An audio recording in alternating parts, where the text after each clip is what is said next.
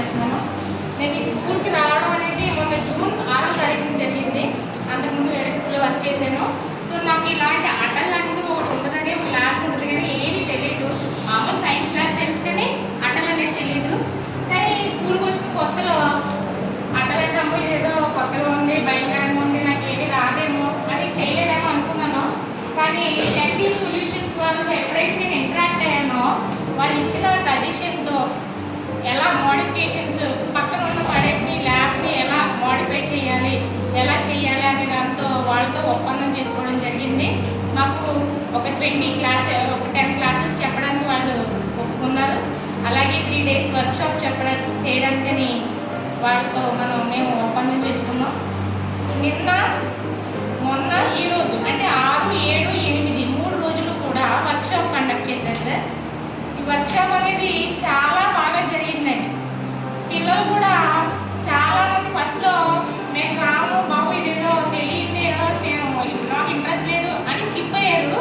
ఒకరోజు వర్క్షాప్ అయ్యాక మొత్తం దాదాపు స్కూల్ అందరూ మమ్మల్ని తీసుకోవడానికి బతిమాటే సరిపోయింది నెక్స్ట్ డే కదా. సో అంత బాగా సార్ వాళ్ళు కూడా వాళ్ళలో ఉన్న సృజనాత్మకతని, ఇన్నోవేటివ్ ఐడియాస్ని వాళ్ళ నుంచి బయటకు తీసి వాళ్ళు ఎన్నిసార్లు ఎన్ని డౌట్స్ అడిగి విసిగెత్తించిన వాళ్ళ మీద కోపడకుండా, విసుగు చెందకుండా చాలా శాంతంగా స్మూత్గా చెప్పారు.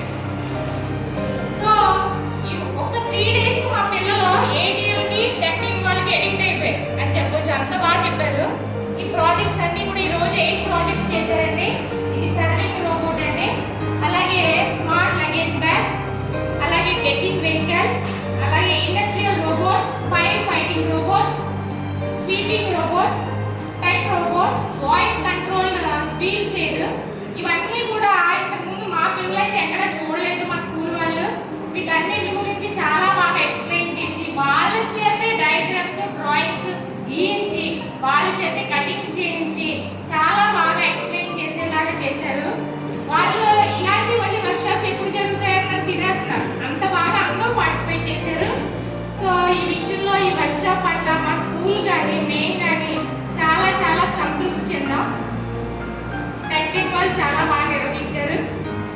సో ఈ అవకాశం ఇచ్చినందుకు, వాళ్ళు మాకు ఇంతగా తెలియని విషయాలు నేర్పించినందుకు పిల్లలందరూ కూడా బాగా నేర్చుకున్నారు.